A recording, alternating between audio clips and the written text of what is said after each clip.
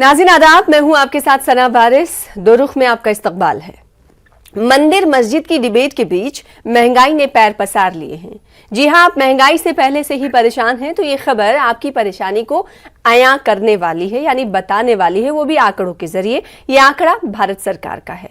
WPI यानी wholesale price index 15% से तजावुज कर गई है, जबकि गुज़िश्ता साल अप्रैल में होलसेल की शरह 10.7% थी, यानी सिर्फ 13 महीनों में तकरीबन 5% से ज्यादा का इजाफा हुआ है। महंगाई पहले से ही 8 सालों में रिकॉर्ड बुलंदी पर है और अब होलसेल महंगाई ने अपने तमाम रिकॉर्ड्स तोड़ दिए हैं। होलसेल की महंगाई की शरह में इजाफे का असर खुर्दनी अशिया और ईंधन की कीमतों पर पड़ा है। यही वजह है कि गुज़िश्ता दिनों मुल्क के मुख्तलिफ मकामात पर कांग्रेस कारकुनान महंगाई के खिलाफ सड़कों पर नजर आए और WPI के इस आंकड़े के बाद राहुल गांधी ने ट्वीट किया। उन्होंने ट्वीट में लिखा कि जनता के मुद्दे कमाई, महंगाई है और बीजेपी के मुद्दे हैं दंगा और तानाशाही। साथ ही उन्होंने कहा कि मुल्क को आगे बढ़ाना है तो भारतीय जनता पार्टी की मनफी सोचो फिक्र और नफरत की सियासत को हराना है। आओ मिलकर भारत जोड़े। ये ट्वीट राहुल गांधी ने किया। तो आज इसी मौजू पर जानेंगे दो खास मेहमानों से उनका रुख कि आखिर सरकार महंगाई पर कंट्रोल क्यों नहीं कर पा रही है। और हमारा यही सवाल है कि महंगाई से हाहाकार अब कहां हो सरकार, नहीं कब बचाओगे सरकार। दो खास मेहमान आपको टीवी स्क्रीन पर नजर आ रहे हैं। बहुत शुक्रिया आप दोनों खास मेहमानों का। गुलरेज शेख साहब स्पोक्स पर्सन है भारतीय जनता पार्टी के, हमारे दरमियान मौजूद हैं।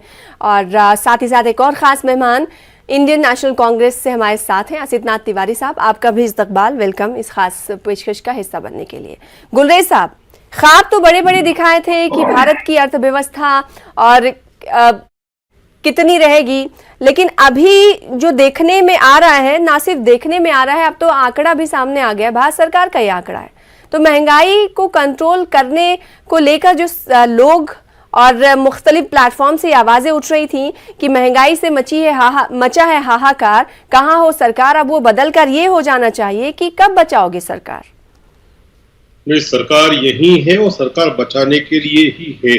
हर आपत्ति से, हर विपत्ति से बचाने के लिए हमारे देश की आवाम के लिए सरकार है। मोदी सरकार ने सबसे पहला काम, वो पहली सरकार है स्वतंत्र भारत की जिसने महंगाई के ऊपर बाकायदा रिजर्व बैंक ऑफ इंडिया के एक्ट में अमेंडमेंट करके कैपिंग की 6% की। ये बात सही है कि वो 6% से 7.79% पे पहुंच चुका है, मतलब 1.79% ज्यादा है रिटेल इन्फ्लेशन की दर। तो उसको भी कम करना है और उसके लिए रिजर्व बैंक ऑफ इंडिया ने बाकायदा रेपो रेट्स में परिवर्तन करना शुरू कर दिया है। अब आपको ये भी थोड़ा सा हमारे नाजरीन को समझना होगा कि इन्फ्लेशन, जिसको महंगाई को इन्फ्लेशन जो कहते हैं, वो कितने प्रकार का होता है। देखिए, एक होता है डिमांड पुल इन्फ्लेशन। क्या भारत में डिमांड पुल इन्फ्लेशन है? कुछ हद तक है, क्योंकि डिमांड बढ़ी है। कोविड के बाद जो डिमांड बढ़ी है चीजों की, उसकी वजह से कुछ हद तक इन्फ्लेशन का कारण वह भी है। फिर कोर इन्फ्लेशन इतना ज्यादा नहीं है, लेकिन हाँ एक चीज पर है कोर इन्फ्लेशन, क्योंकि कोयले की दर अंतरराष्ट्रीय बाजार में बढ़ी है तो उस वजह से कुछ हद तक है, पूरा नहीं है। हाइपर इन्फ्लेशन हिंदुस्तान में बिल्कुल भी नहीं है। क्या कॉस्ट पुश्ड इन्फ्लेशन हुआ है? हाँ, क्योंकि कॉस्ट पुश्ड इन्फ्लेशन जो होता है मेनली वो ऑयल की प्राइसेस से होता है, तो उसकी वजह से हुआ है। उसके लिए भी भारत सरकार ने रशिया से माल लेना शुरू किया है। चाहे दुनिया का कितना भी हमारे पर दबाव आ रहा है, लेकिन हमारी आवाम और इन्फ्लेशन को कंट्रोल करने के लिए, आवाम की बेहतरी के लिए हम रशिया से कच्चा तेल लेना शुरू किए हैं। वेज इन्फ्लेशन कुछ हद तक हुआ है। वेज इन्फ्लेशन इसलिए बढ़ा है, वेज इन्फ्लेशन इसको कहते हैं जब वेजेस में कुछ विस्तार होता है। कोविड के समय ये हुआ था कि 2 साल तक वेजेस कम हो गई थी, अब वो नॉर्मलाइज होना शुरू हुई है। जब कोई चीज लोअर से अपर स्केल पे जाती है तो कहीं ना कहीं इन्फ्लेशन जनरेट करती है। फिर होता है इंपोर्टेड इन्फ्लेशन। क्या इंपोर्टेड इन्फ्लेशन है हिंदुस्तान में? नहीं हुआ है। तो आप देखेंगे कि ऑलमोस्ट 30% जो पैमाने हैं उस पर इन्फ्लेशन है, बाकी 70% पर नहीं है, जो कि दुनिया के ज्यादातर देशों में 70-80% पर जा रहा है। फिर ठीक है, अब इसी बात पर कांग्रेस का स्टैंड ले लेते हैं। असितनाथ तिवारी साहब, भारतीय जनता पार्टी ये कह रही है कि 70 और 78% पर इन्फ्लेशन नहीं है, 30% पर इन्फ्लेशन है, महंगाई है। तो इसका मतलब है इसका खैर मकदम 30% मानकों पर है, 30% मानकों पर है, 7.79% है, जो कैपिंग से ये महंगाई मतलब आप अच्छी मान रहे हैं इसे? नहीं, मैं आपको बता रहा हूं कि कितने पैमाने होते हैं। यदि 10 पैमाने होते हैं तो 3 पैमानों पर है, मतलब 30% पर है, 70% पर नहीं है। तो इन पैमानों पर कांग्रेस का क्या रद्द-ए-अमल है, ये भी जानना जरूरी है। कांग्रेस तो हर पैमाने पे फेल है। आप सरकार में हैं, आप उनको फेल्योर बोल रहे हैं। अभी एक सेकंड चुप रहिए, एक सेकंड। आसिफ तिवारी साहब, ये जो बातें कर रहे हैं, आम आदमी सिर्फ और सिर्फ ये जानता है कि महंगाई बढ़ी है। जब वो दुकान पर जाता है, जब वो सब्जी मंडी जाता है, तो उसे अपने जेब से ज्यादा पैसे निकाल कर देने पड़ते हैं। जब वो पेट्रोल पंप जाता है तो वहां पर ज्यादा पैसा उसे देना पड़ता है। ये जो डेटा और ये जो परसेंटेज में बातें की जाती है, आम आदमी को समझ में नहीं आती। लेकिन जो WPI जो जारी हुआ है, उससे तो ये साफ नजर आ रहा है ना कि बढ़ा, ये भारत सरकार का ये आंकड़ा है। तो क्या सरकार कामयाब हुई है? जैसे कि बात अभी कर रहे थे गुलरेज साहब कि हमने तो बहुत तरीके अपनाए हैं ताकि महंगाई ना बढ़ पाए। गुलरेज साहब ने कहा कि कांग्रेस तो हर पैमाने पर फेल है, और ये देखिए ये सरकार कितनी सफल है। इसकी सफलता का पैमाना देखिए कि इसने 67 रुपए वाला पेट्रोल 125 रुपए तक पहुंचा दिया। ये इनकी बहुत बड़ी सफलता है कि 80 रुपए 70 रुपए में जो सरसों तेल मिलता था वो अब 200 रुपए तक इन्होंने पहुंचा दिया। बड़ी सफलता हासिल की है इन्होंने। इनकी सफलता का आलम देखिए कि 18 रुपए किलो जो आटा मिलता था वो 35 से 40 रुपए किलो मिलने लगा। ये इनकी सफलता है। इनकी सफलता यह है कि जो दवाई 10 रुपए की मिल जाती थी 7-8 साल पहले, वो दवाई अब 27 से 28 रुपए में मिल रही है। ये इनकी बहुत बड़ी सफलता है जी। तो इनकी ये सफलता है कि जो चीज आज 7-8 साल पहले 50, 65, 70 रुपए की थी, उसे ये लोग 200-250 रुपए तक पहुंचा चुके हैं। गैस सिलेंडर भारत के किसी भी राज्य में अब 1000 से कम का नहीं है। कहीं 1100, कहीं 1200 रुपए का गैस सिलेंडर है। जो 435 रुपए का मिलता था, 460 रुपए का मिलता था। ये भारतीय जनता पार्टी की सफलता है। तो इनकी इन सफलताएं, इनकी ये सफलताएं इनको मुबारक, लेकिन देश को हम मुबारक नहीं बोल सकते। लोगों की थाली पर संकट हो गया है, कपड़ा पहनने में दिक्कत है, स्कूल फी भरने में दिक्कत है। ये कह रहे हैं कि हम महंगाई कम करने की कोशिश कर रहे हैं। इन्होंने तेल लेने की बात कही और कई सारी बातें इन्होंने गिनवाई। तो क्या लगता है कि सरकार इस जानिब कदम बढ़ा रही है, या आने वाले दिनों में हो सकता है जब WPI का आंकड़ा इस हवाले से जारी हो भारत सरकार का, तो हो सकता है कमी उसमें आए? क्या आपको लगता है ऐसा हो सकता है, या कर रही है सरकार? हो सकता है कि वो कोशिशें कर रहे हैं। मैं इससे इनकार नहीं कर रहा हूं। उन्हें भी चुनाव लड़ना होता है और चुनाव जीत कर आना होता है। हर राजनीतिक दल के ऊपर जनता का ये दबाव होता है। संभव उनकी कोशिशें हो रही हैं, लेकिन वो कोशिशें जमीन पर क्यों नहीं उतर पा रही हैं? क्योंकि उनको इसकी समझ नहीं है, क्योंकि वो पूंजीवाद के अतिरिक्त दबाव में है, क्योंकि उन्हें उन लोगों को मुनाफा पहुंचाना है जिन लोगों ने इनके पीछे चुनावों में खूब सारा धन बहाया है। तो अपने आकाओं को मुनाफा पहुंचाना, इसलिए इनकी कोशिशें जमीन पर नहीं उतर रही हैं। एक छोटा उदाहरण दूंगा सना जी, इस महंगाई से कितना नुकसान होता है। और गुलरेज साहब आप सुनिए, ये हमारे आपके बीच का मसला है, इसे राजनीतिक नहीं बनाना है। 3 दिन पहले मैं रांची में था, वहां बड़े अच्छे अच्छे घड़े मिलते हैं झारखंड के रांची में। तो मैं गया घड़ा खरीदने, तो मैंने पूछा घड़े कितने का? उस आदमी ने कहा 320 रुपए का। मैंने कहा अरे भाई साहब, पिछले साल तो 170 में यहीं से मैं रांची गया था, पिछले साल भी तो वो घड़ा लेके आया था, मुझे याद था। तो उन्होंने कहा कि कोयला इतना महंगा हो गया, मिट्टी महंगी हो गई, हमारे लेबर महंगे हो गए, अब संभव नहीं है 170 में। हमने कहा 320 का घड़ा आप बेच पाते होंगे, लोग तो खरीदते नहीं होंगे। बोले कि हाँ अब नहीं खरीद रहे हैं तो क्या करें, शाम में सब्जी वब्जी भी बेच लेते हैं परिवार चलाने के लिए। आज देखिए इस महंगाई का असर किस तरह से होता है। रोजगार छिन रहे हैं साहब, छोटे छोटे रोजगार खत्म हो रहे हैं। 320 का घड़ा लोग खरीदने को तैयार नहीं, वो कुम्हार अब सब्जी बेच के जीवन चलाएगा। बिल्कुल। महंगाई तो शबाब पर है, दूसरी तरफ महंगाई में इजाफे का सबब यह है कि रोजगार नहीं है। गुलरेज साहब, कांग्रेस का ये कहना है, और साथ ही जमीन पर अगर बात करें, जिसका एग्जाम्पल उन्होंने दिया कि अगर कुम्हार के पास जाए मिट्टी के बर्तनों को खरीदने के लिए, तो वो कहां से कहां पहुंच गई है उसकी कीमत, अब लोग खरीद नहीं पाते। तो ये है सच्चाई जमीन की। नहीं, जमीन पे बहुत सारी सच्चाइयां हैं। जमीन पर यह भी सच्चाई है कि जब व्यक्ति बीमार होता है तो पहले वो बिना इलाज के मर जाता था। आज आयुष्मान कार्ड लेकर अच्छे से अच्छे अस्पताल में गरीब आदमी भी अपना इलाज कराता है। यह भी एक सच्चाई है। कभी हिंदुस्तान में खूब सारे कच्चे मकान दिखा करते थे, आज प्रधानमंत्री आवास योजना के माध्यम से हर गरीब के पास लगभग पहुंचने लगे हैं पक्के मकान। हर गरीब को आप आज के पहले का हिंदुस्तान जानते ही नहीं है। इंदिरा आवास योजना के तहत गरीबों के मकान वर्षों से बनते आ रहे हैं। आपने सिर्फ इस योजना का नाम बदला। सर सुनिए ना, राजीव गांधी ग्रामीण विद्युतीकरण योजना के तहत गांवों को बिजली बहुत से पहुंचाई जाती रही है। आपने उस योजना का नाम बदला। जब हम जैसे कार्यकर्ता अपने खर्चे पर दिन में 500-400 किलोमीटर यात्रा करते हैं, जनता के बीच जाते हैं, फिर देखते हैं कि गुजरात के बड़े नेता तो जनता के मुद्दों से दूर रहते हैं और इस पर ध्यान देते हैं कि दिल्ली से पधारे नेताओं को चिकन सैंडविच मिला कि नहीं मिला। अभी आपके गुजरात के, अरे इसका महंगाई से क्या संबंध है? आप किसी लंदन वाले को बुला के अपनी पार्टी का अध्यक्ष बना लीजिएगा तो क्या महंगाई बढ़ जाएगी? महंगाई से क्या मतलब? आप मुझे बताइए ना कि 80 रुपए वाला सरसों तेल आपने कौन सी ऐसी जादूगरी कर दी कि महज 4 से 5 साल में 200 रुपए का हो गया? एक लोग बात करिए। गुलरेज साहब को बात करने दीजिए। आसिफ नाथ तिवारी साहब, आसिफ साहब, आवाम को भी पता चलना चाहिए ना कि कोशिशें महंगाई को कम करने के लिए सरकार क्या कर रही है। गुलरेज साहब का वक्त है। आसिफ साहब, मैं वक्त दूंगी आपको। दोनों में 2 ही गेस्ट होते हैं और दोनों को भरपूर बोलने का मौका मिलता है। 1 सेकंड आसिफ साहब, शायद उन तक आवाज मेरी नहीं पहुंच पा रही, उनका ऑडियो डाउन कर दीजिएगा। गुलरेज साहब, अपनी बात रखिए। आपने किसको बिठाया? सफाई, एयर पोल्यूशन। बहुत अच्छे प्रवक्ता हैं भाई, तर्जुमान अच्छी बातें करते हैं और फैक्ट पर बातें करते हैं। किसको बिठाया? अब वो आपके बीच में बोल रहे हैं। खैर, अब अपनी बात बोल रहे हैं, अभी उन्हें शांत कराती। देखिए सना, ये बड़ा आसान होता है कि मोदी सरकार में पेट्रोल के दाम इतने बढ़े, लेकिन कोई ये विपक्ष ये नहीं कहता कि वाजपेयी सरकार जब गई थी तब पेट्रोल डीजल की कीमत 36 रुपए थी, जो मनमोहन सिंह सरकार के आखिरी समय में 35 से लेकर 70 पहुंच गई थी, मतलब 100% हो गई थी। मोदी सरकार में 8 साल में 30% का इजाफा हुआ है, इन्होंने 100% कर दिया था। वो नहीं कहा जाता, ये नहीं बताया जाता कि मोदी गवर्नमेंट में ये पेट्रोल डीजल से जो कमाई, अभी तो आप है ना, 80 करोड़ लोगों, अभी तो आप है ना, गया, अभी तो आप है ना, अभी हम आपकी बात करेंगे। मैं अपनी बात कर रहा हूं। तो ये जो फिजूल की ये चीटाकशी करते हैं ना, आपको ये देखना होगा कि इन्फ्लेशन है, बिल्कुल है, कोई मना नहीं करता। तो इससे निकलने के उपाय क्या है ताकि आवाम को राहत मिले ना? हाँ, मैं वो, अब ये बात ये आपने सही प्रश्न किया ना इसके ऊपर। देखिए, रिजर्व बैंक ऑफ इंडिया ने अभी जो रेपो रेट्स पे कुछ दिनों पहले परिवर्तन किया है, किस लिए किया गया है? इसीलिए किया गया है। जो 40 बेसिस पॉइंट का परिवर्तन किया गया, इसीलिए किया गया है।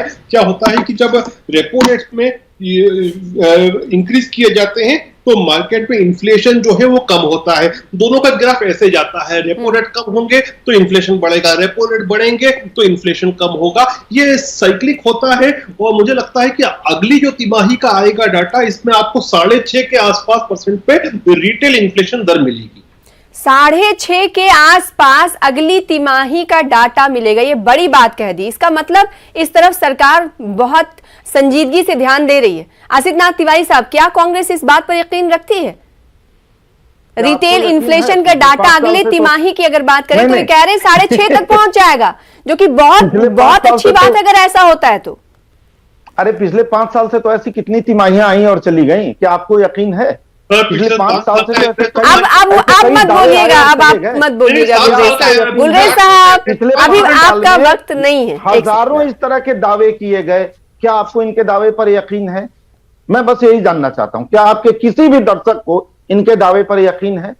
पिछले 5 साल में ऐसी कितने दावे किए गए, ऐसी कितनी तिमाहियां गई, रिजर्व बैंक के ऐसे कितने उदाहरण दिए गए, repo rate, reverse repo rate पर कितनी दलीलें गढ़ी गई। महंगाई बढ़ती ही गई, महंगाई कम नहीं हुई। 40 से 60% कीमत बढ़ी है सिर्फ 3 साल में दवाइयों की। आप सोचिए, जो हमारे जीने के लिए जरूरी है उस पर भी 60% की महंगाई बढ़ गई है पिछले 3 वर्षों में। वहां भी कोई रियायत भारत की जनता को नहीं है। मैं बस ये जानना चाह रहा हूं कि भैया दवाई भी नहीं खाने देंगे क्या आप?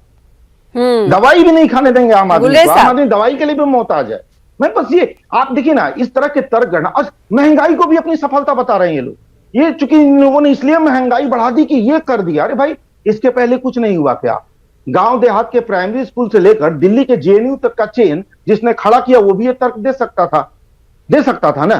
प्रखंड मुख्यालयों के सामुदायिक स्वास्थ्य केंद्रों से लेके और एम्स तक का चेन, दिल्ली के एम्स तक का चेन जिन सरकारों ने खड़ा किया, वो भी ये तर्क दे सकते थे। जिन्होंने तमाम बांध और नहरें बनवाई, वो भी ये तर्क दे सकते थे।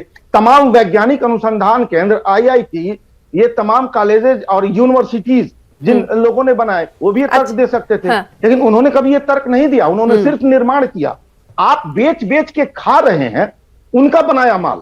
आप बेच के खा रहे हैं, तब भी महंगाई बढ़ा रहे हैं, और तब भी आप ऐसे तर्क दे रहे हैं, शर्म नहीं आती आपको? लेकिन आपने एक बात नोटिस नहीं की आसिफ साहब, आपने एक बात नोटिस नहीं की। इन्होंने कहा है कि रिटेल इन्फ्लेशन कम होगा 6.5। रिटेल इन्फ्लेशन इस वक्त 7.79 अप्रैल में थी। 6 दिन आएंगे, हाँ, और मई में 8.33% है। तो यहाँ पर भी भारतीय जनता पार्टी, अभी होलसेल प्राइस पर बात हो रही ना गुलरेज शेख साहब, तो ये क्या आवाम को आप दूसरे साइड ले जाने की कोशिश नहीं कर रहे हैं? एक सेकेंड आसिफ साहब, गुलरेज साहब, होगा, आपने रिटेल की बात कही, पाते कि हो गया। एक सेकेंड, आपने रिटेल की बात कही और बात हम होलसेल की कर रहे हैं। रिटेल तो अपने शबाब पर है ही, रिकॉर्ड बुलंदी पर, और अभी होलसेल इन्फ्लेशन भी रिकॉर्ड सतह पर पहुंच गया है। कुछ टाइम के लिए मुझे भी लगा कि इतना कम कैसे हो जाएगा अगली तिमाही में, फिर ये लगा नहीं, आप तो रिटेल की बात कर रहे हैं। तो ऐसी बातें आप करेंगे तो लोग कंफ्यूज तो होते ही हैं। नहीं, अभी बात तो होलसेल की कर रहे हैं ना। मैं सीपीआई की बात किया, क्योंकि सीपीआई से तो होलसेल के बारे में क्या कहेंगे? अगली तिमाही में कहां देखते हैं इसे? थोड़ा सा मुझे समय देने, दोनों पे आऊंगा। सीपीआई की बात इसलिए मैंने की क्योंकि सीपीआई जो होता है उससे आम आदमी रोजमर्रा उससे जूझता है।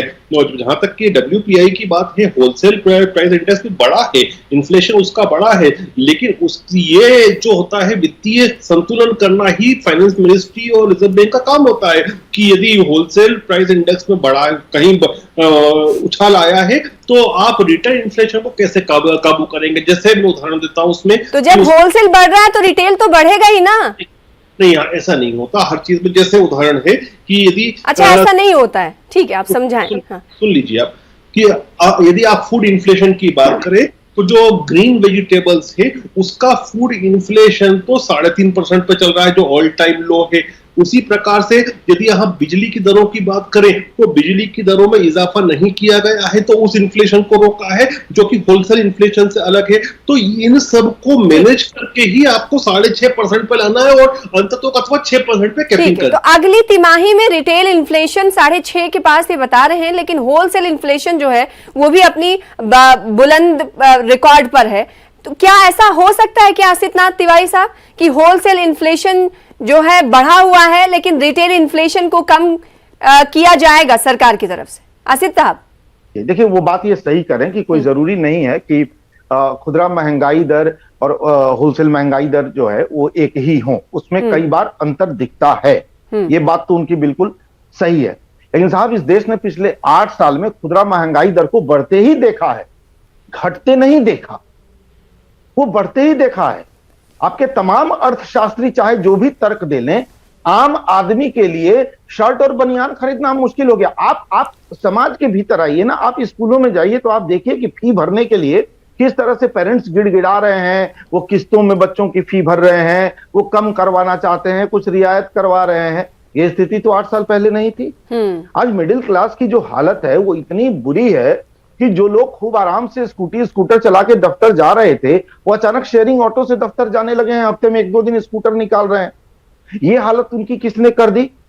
जो बच्चों के लिए गिड़गिड़ाए, ऑटो से जाए, जिसके पास सब्जी खरीदने को पैसे न हो, जिनके पास, और आप भी उसी समाज का हिस्सा है गुलरेज साहब, आप भी देखते होंगे, आपके अजीज व कारिब होंगे, दोस्त नहीं तो मोहल्ले के लोग होंगे जो अपने आप को कहीं ना कहीं महदूद करते हुए दिखाई देते होंगे। हमें तो दिख जाता है, पता नहीं आपको दिखते या नहीं दिखते। तो मैं चाहती हूँ कि आप बताएं कि लोगों ने अपनी जरूरियात को कम किया महंगाई की वजह से, ये सच्चाई है?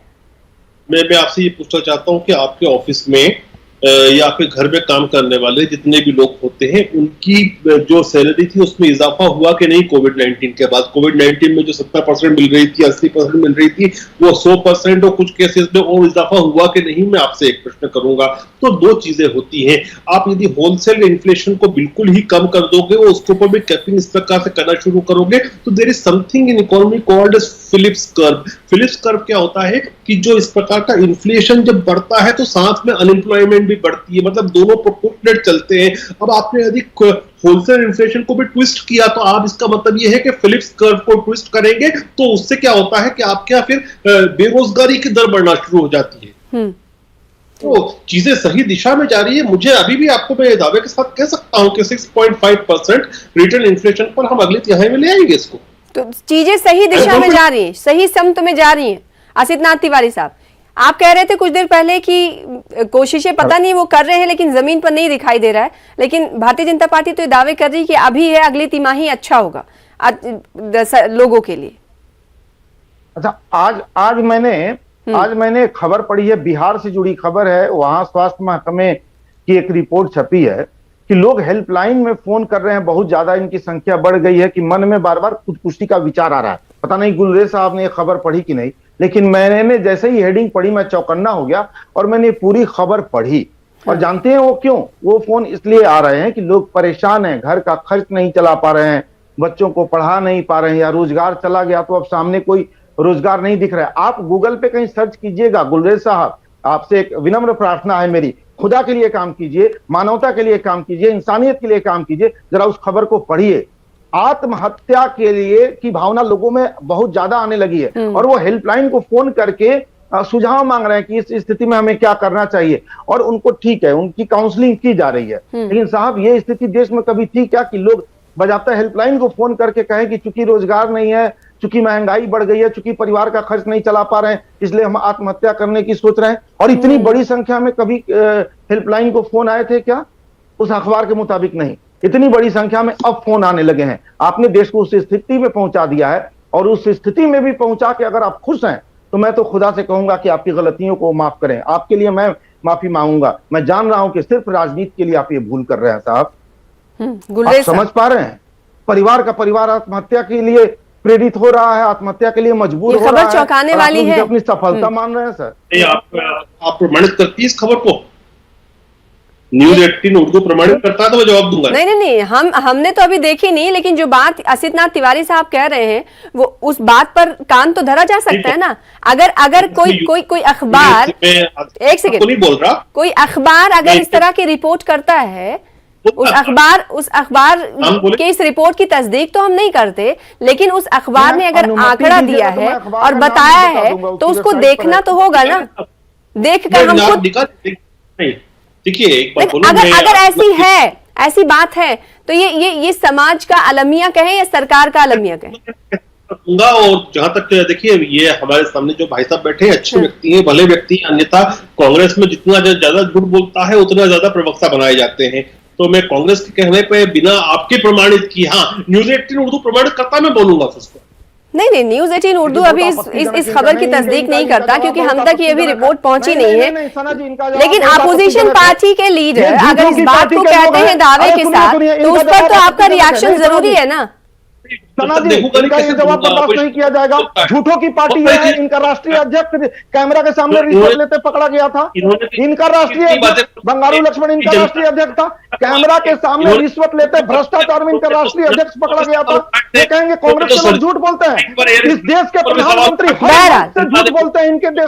बहरहाल अभी मुद्दे से हम भटक रहे हैं और वक्त भी इसकी इजाजत नहीं देता कि कई और आपसे सवाल किए जाएं। लेकिन अहम बात यह है कि सरकार की तरफ से कहा जा रहा है कि कोशिशें महंगाई को कम करने की जा रही हैं, लेकिन कांग्रेस का ये इल्जाम है कि जो कोशिशें कर रही है सरकार वो जमीन पर दिखाई नहीं दे रही है। और बड़ा दावा गुलरेज साहब ने किया कि अगले तिमाही में रिटेल इन्फ्लेशन 6 से 6.5 के बीच रहेगा। ये देखने वाली बात होगी। बहुत शुक्रिया आसिफ साहब आपका, और साथ ही गुलरेज साहब आपका हमारे साथ जुड़ने के लिए, अपना मौक़िफ़ रखने के लिए। फिलहाल इसी के साथ मुझे दीजिए इजाजत, और फिर होगी कल मुलाकात। आदाब।